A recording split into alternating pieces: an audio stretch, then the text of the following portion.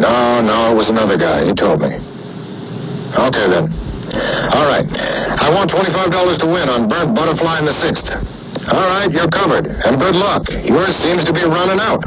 I hung up. Son of a bitch. A man was born to struggle for each inch of ground. Born to struggle, born to die. I thought about that. Then I leaned back in my chair, took a good drag on my cigarette, and blew an almost perfect smoke ring. Chapter 8. After lunch, I decided to go back to the office. I opened the door, and there was a guy sitting behind my desk. It wasn't McKelvey. I don't know who it was. People like to sit behind my desk. And besides the guy sitting, there was a guy standing. They looked mean. Calm, but mean. My name's Dante, said the guy behind the desk. And my name's Fonte, said the guy standing. I didn't say anything. I was fumbling in the dark. A chill ran up my back and right on through the ceiling. Tony sent us, said the guy sitting. Don't know it, Tony. You gentlemen have the right address? Oh, yeah, said the standing guy. Then Dante said, Burnt Butterfly ran out. Toss the jock coming out of the gate, said Fonte. You're kidding. I'm not kidding. Ask the dust. As a handicapper, you are handicapped, said Dante. And Tony says you owe us half a string, said Fonte. Oh, that, I said. I've got it right here. I moved toward my desk. Forget it, sucker, Dante laughed. We've confiscated your water pistol. I stepped back. Now, said Fonte, you realize that we can't let you walk around blissfully sucking air while you owe Tony half a string. Give me 3 days. You've got 3 minutes, said Dante. Why is it, I asked, that you guys take turns talking? First Dante, then Fonte, on and on. Don't you ever break your rhythm? We're here to break something else. They both spoke together. You. That was good, I said. I like that, a duet. Shut up, said Dante. He pulled out a smoke and stuck it in his lips. He went on. Seems like I forgot my lighter. Come here, asshole, light my cigarette. Asshole, you talking to yourself? No, you asshole. Come here, light my smoke now. I found my lighter, walked forward, stopped in front of one of the ugliest faces I had ever seen. Flicked my lighter, put the flame to his fag. Good boy, said Dante. Now take this cigarette out of my mouth and stick it into yours. Burning end first and keep it there until I tell you to take it out. I said. Either that, said Fonte, or we blow a hole in you big enough for the little people at Disneyland to dance through. Wait a minute.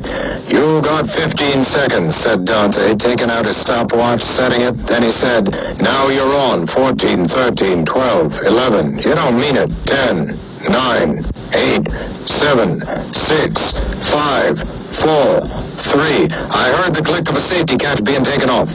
I snatched the cigarette out of Dante's mouth and stuck it into mine, burning end first. I tried to engender a mass of saliva and to keep my tongue out of the way, but no luck. I got it good. It hurt. It was vile and painful. I began to gag and had to spit the thing out. Bad boy, said Dante. I told you to keep it in until I told you to take it out. Now we're going to have to start all over again. Fuck you, I said. Kill me. Okay, said Dante. Just then the door opened and Lady Death walked in. She was really dolled up. I almost forgot about my mouth. Hey, said Dante. What a babe. You know her, Belaine? We've met. She walked over to a chair, sat down, crossed her legs, her skirt riding high. None of us could believe those legs. Even I couldn't, and I had seen them before. Who are these clowns? She asked me. They're emissaries from a guy called Tony. Get him out of here. I'm your client. All right, fellas, I said. It's time to leave. Oh, yeah? Said Dante. Oh, yeah? Said Fonte. Then they started laughing. Then all at once they stopped. This guy's real funny, said Fonte. Yeah, said Dante.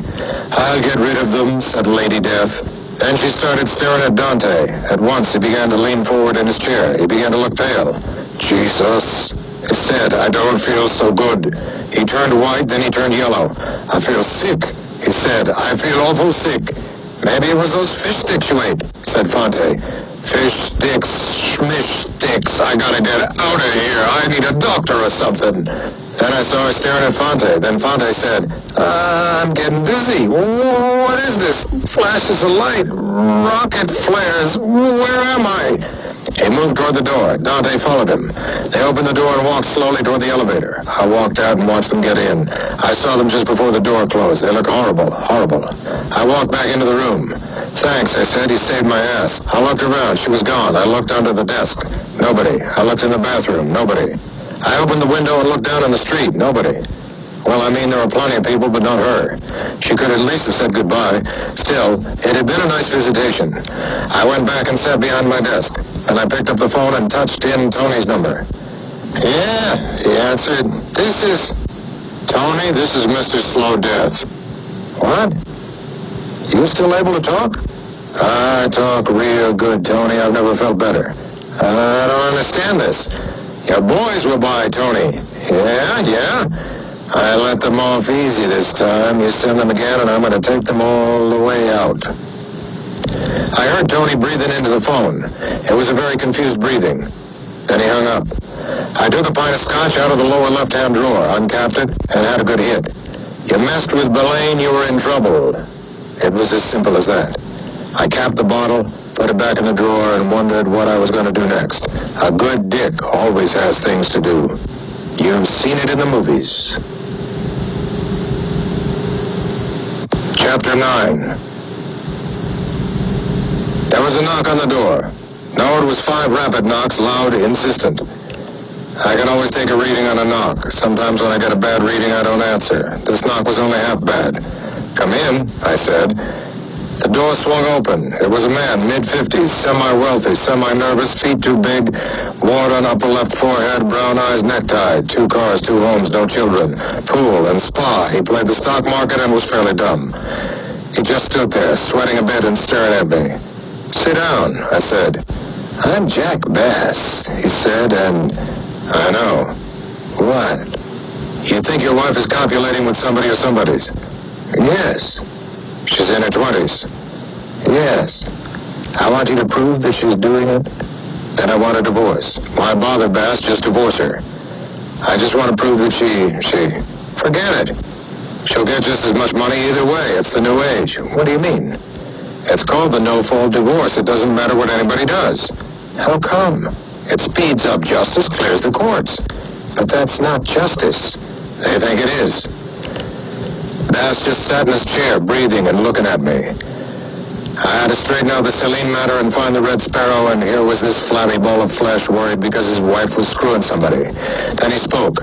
I just want to find out. I just want to find out for myself. I don't come cheap. How much? $6 an hour. That doesn't seem like much money. Does to me. You got a photo of your wife? He dug into his wallet, come up with one, handed it to me. I looked at it. Oh, my. Does she really look like this? Yes. I'm getting a hard-on just looking at this. Hey, don't be a wise guy. Oh, sorry, but I'll have to keep the photo. I'll return it when I'm finished. I put it in my wallet. Is she still living with you? Yes. And you go to work? Yes. And then sometimes she... Yes. And what makes you think she... Tips, phone calls, voices in my head, changed behavior, any number of things. I pushed a notepad toward him. Put down your address, home and business, phone, home and business. I'll take it from there. I'll nail her ass to the wall. I'll uncover the whole thing. What? I'm accepting this case, Mr. Bass. Upon its fruition, you will be informed. Fruition? He asked. Listen, are you all right? I'm straight. How about you? Oh yeah, I'm all right. Then don't worry. I'm your man. I'll nail her ass. Bass rose slowly from his chair. He moved toward the door, then turned. Barton recommended you. There you go again. Good afternoon, Mr. Bass. The door closed and he was gone. Good old Barton. I took a photo out of my wallet and sat there looking at it. You bitch, I thought. You bitch. I got up and locked the door, then took the phone off the hook. I sat behind my desk looking at the photo. You bitch, I thought. I'll nail your ass against the wall. No mercy for you. I'll catch you in the act. I'll catch you at it. You whore, you bitch, you whore. I began breathing heavily. I unzipped. Then the earthquake hit. I dropped the photo and ducked under the desk. It was a good one, around a 6. Felt like it lasted a couple of minutes. Then it stopped. I crawled out from under the desk, still unzipped. I found the photo again, put it back in my wallet, zipped up. Sex was a trap, a snare. It was for animals. I had too much sense for that kind of crap. I put the phone back on the hook, opened the door, stepped out, locked it, and walked down to the elevator. I had work to do. I was the best dick in L.A. and Hollywood. I hit the button and waited for the fucking elevator to come on up. Chapter 10.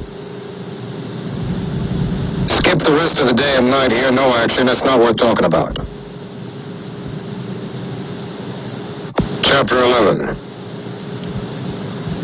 The next morning, 8 a.m., I was parked in my VW Bug across from Jack Bass's house. I had a hangover and I was reading the LA Times. Anyhow, I'd done a bit of research.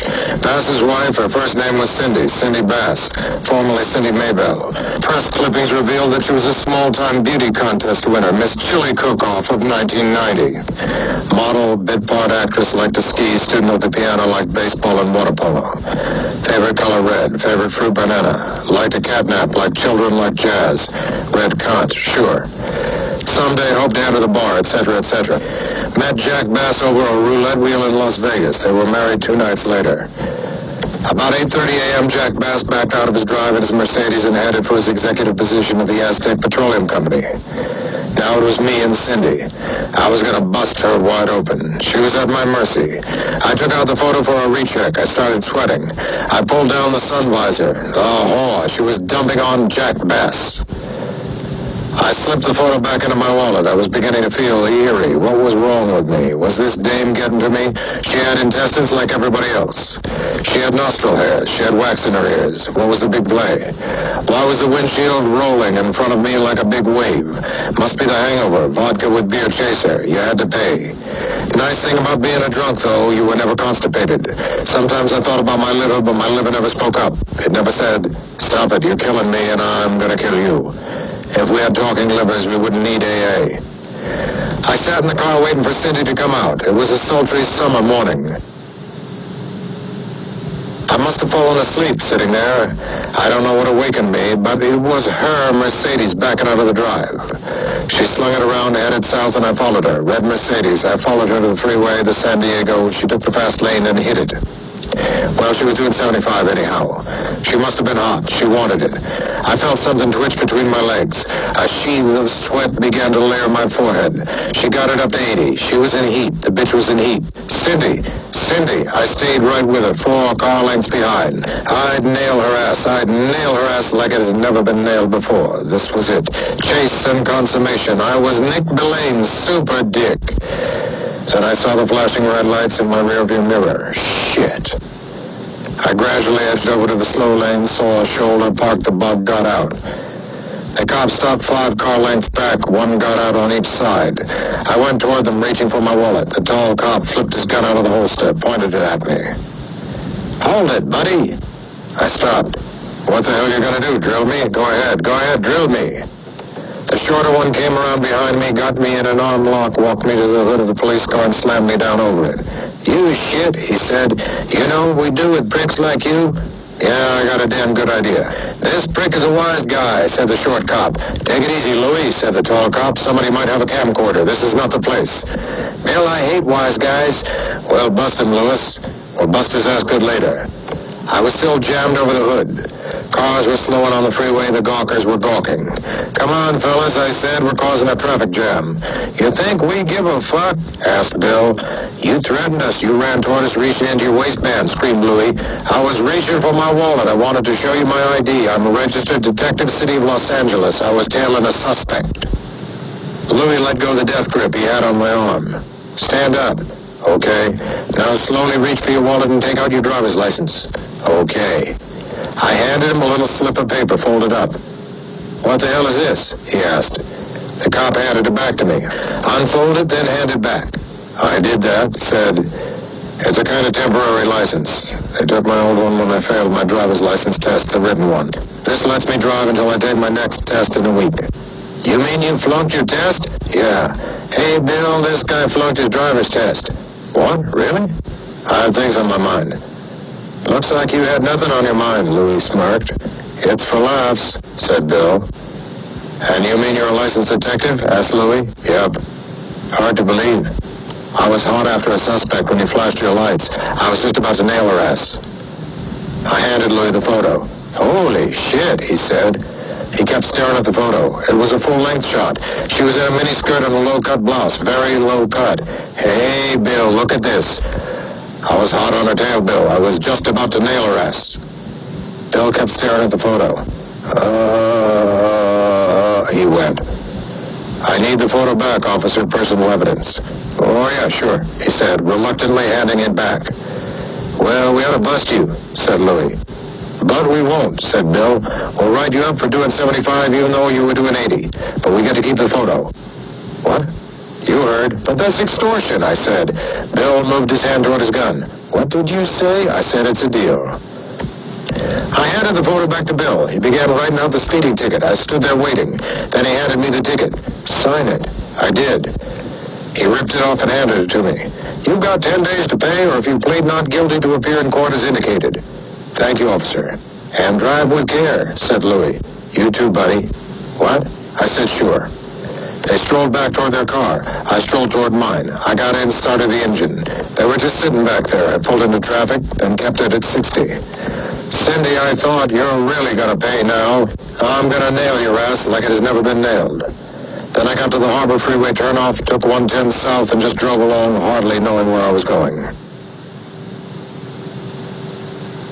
Chapter 12. I rode the Harbor Freeway to the end. I was in San Pedro. I drove down Gaffey. Took a left on 7th, went a few blocks, took a right on Pacific. Just drove along, saw a bar, the Thirst Hog. Parked, went on in.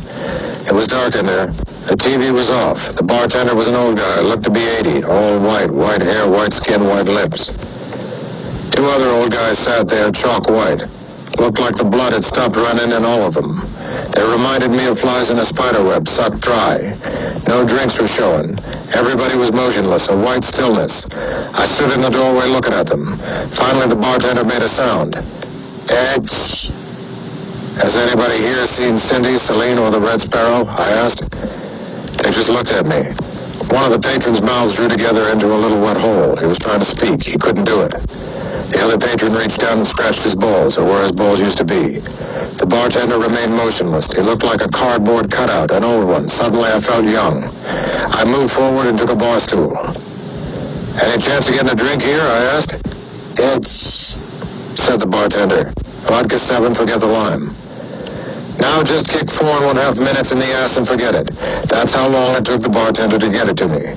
Thank you, I said. Now, please make me another while you are in motion. I took a hit of the drink. It wasn't bad. He'd had lots of practice. The 2 old guys just sat there looking at me. Nice day, isn't it, fellows? I asked. They didn't answer. I got the feeling that they weren't breathing. Weren't you supposed to bury the dead? Listen, fellows. When was the last time either one of you pulled down a pair of women's panties? One of the old guys started going, Oh, last night, eh? Was it good? I was getting depressed. My life wasn't going anywhere. I needed something, the flashing of lights, glamour, some damn thing, and here I was talking to the dead. I finished my first drink. The second was ready. 2 guys walked through the doorway wearing stocking masks. I downed my second drink. All right, no shit from anybody. Wallets, rings, and watches on the bar. Now, screamed one guy. The other guy leaped over the bar and ran to the cash register. He pounded at it. Hey, how do you open this fucking thing? He looked around, saw the bartender. Hey, Gramps, come here and open this thing. He pointed his gun at him. All of a sudden, the bartender knew how to move.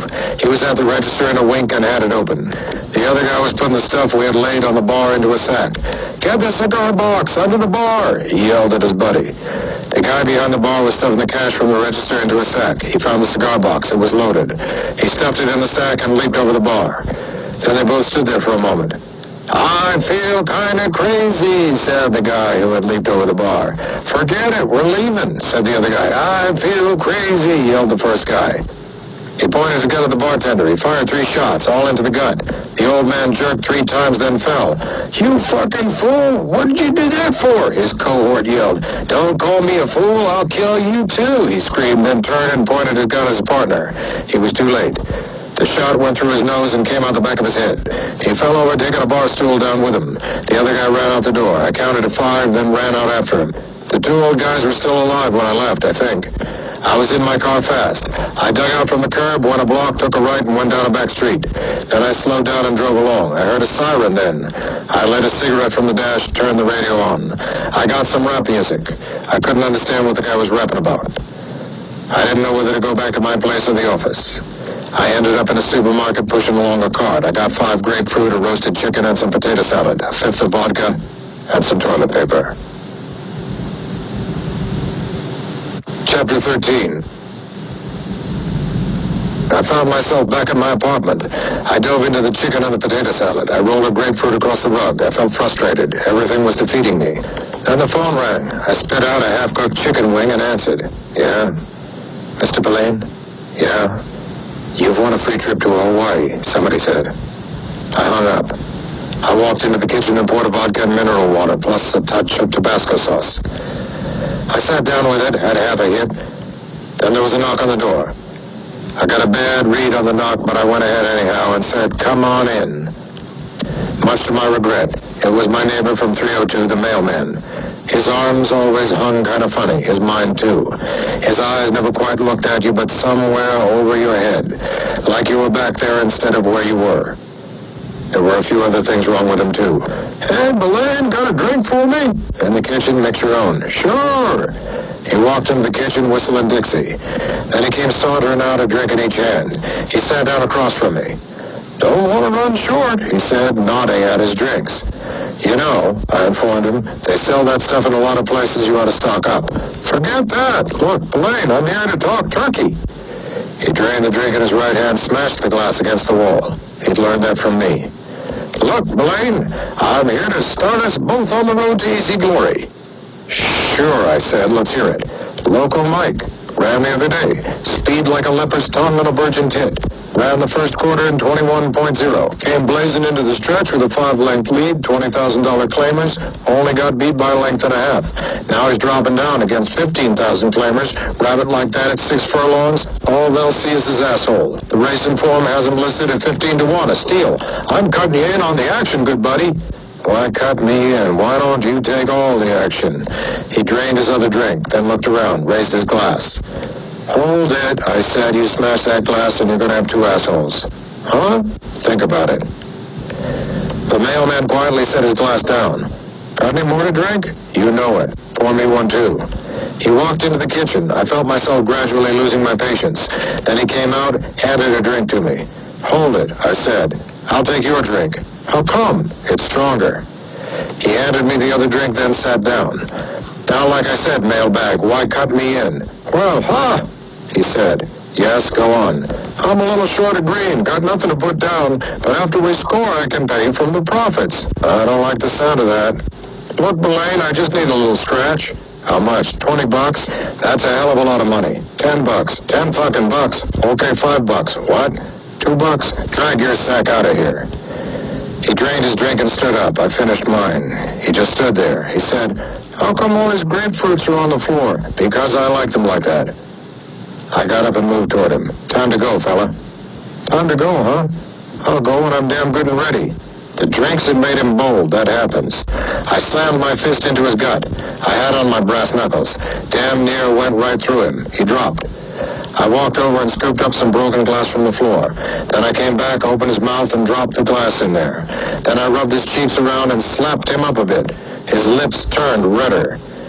Then I went about my business of drinking. I suppose about 45 minutes passed and the mailman began to move. He rolled over, spit out a shard of glass, and began crawling toward the door. He looked pitiful.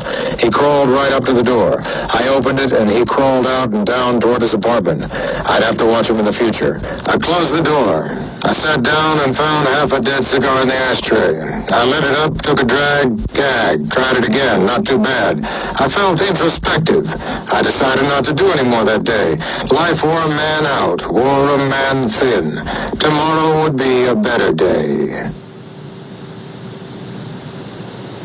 Chapter 14. The next day I was back at Red's bookstore. I was on the Celine case again. The racetrack was closed and it was a cloudy day. Red was marking up the prices on some rare items. "How about Musso's?" he asked. I can't, Red. I seem to be eating all the time. Look at me. I pulled back my coat. My gut was pushing out through my shirt. A button had popped off. You better get that fat sucked out. You'll have a heart attack. They suck the fat out through a tube. You can put it in a jar and look at it. It'll remind you to lay off the jelly donuts. I'll think about it. You want some grapefruit? Grapefruit? That's not fattening. I know, but I fell over one when I got up this morning. They're dangerous. Where'd you sleep, in the refrigerator? I sighed. Look, let's change the subject. You know this guy who looks like Celine? Oh, him. You been in lately? Not since you were here. You trailing this bird? You might say so. Then, just like that, he walked in. Celine. He slid past us and went down the aisle and plucked up a book. I walked over close to him, real close.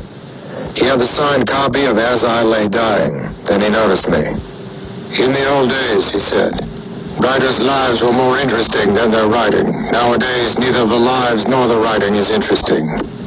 He slid Faulkner back into place. You live around here? I asked. Maybe. How about you? You once had a French accent, didn't you? I asked. Maybe. How about you? Oh, nothing like that. Listen, did anybody ever tell you that you resemble somebody else? We all more or less resemble somebody else. Look, do you have a cigarette? Of course. I dug from my pack. Please, he said, take one and light it, smoke it, it will keep you busy. He began to walk away. I lit my cigarette, took a drag, then I followed him. I gave Red a goodbye nod, then stepped into the street, just in time to see him get into an '89 Fiat at the curb. And who was parked right behind him? My bug was parked right behind him. What luck. Talk about fornicating the odds. First time I had found curb parking in months. I leaped in, gunned out, and followed him. He went east down Hollywood Boulevard. Lady Death, I thought, watch me, at your service. Then I almost lost him at the next signal, but I sliced through the beginning of a red light. No problem, except for the little old lady in a caddy who called me a dirty name. I smiled. Soon Celine and I were on the Hollywood freeway as the sun burned through the clouds. I kept Celine in my sights. I felt good. Maybe I'd get the fat sucked out through the tube. I was still a young man. My life was before me. Then Celine was on the Harbor Freeway. Then he was on the Santa Monica. Then he was on the San Diego, south. Then Celine took a turn off and I followed him along. The territory seemed to look familiar. I followed along about half a block back. I hoped he wasn't checking his rear view too much. Then I saw him slow, pull over and stop. I slid over to the curb, parked and watched. He got out of his car and walked down a few houses. Then he crossed the street while looking over his shoulder. He stopped, looked around again, then went up a walkway to this house. He stepped onto the porch, looked around and knocked. It was a large house and had a familiar look. The door opened and Celine went inside. I pulled away from the curb and slowly drove by. It was Jack Bass's place. Say that real fast. It was only 2:30 p.m. Cindy's red Mercedes was parked in the drive. I circled the block and parked at my old spot.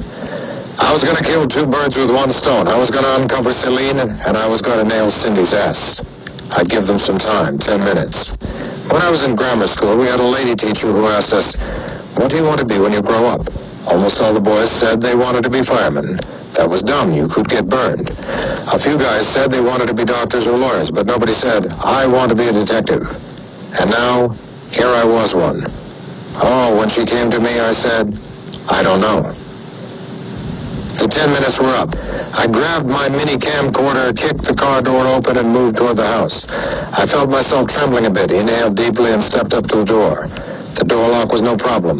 Within 45 seconds, I was inside. I walked down the hall, then I heard voices. I walked up to a door.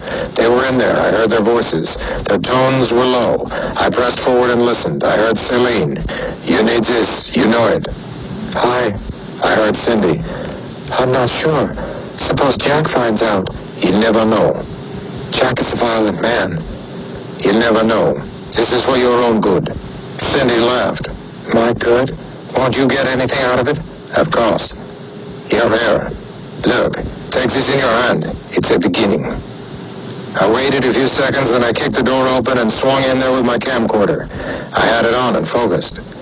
They were sitting over a coffee table and Cindy appeared to be signing some papers. She looked up and screamed.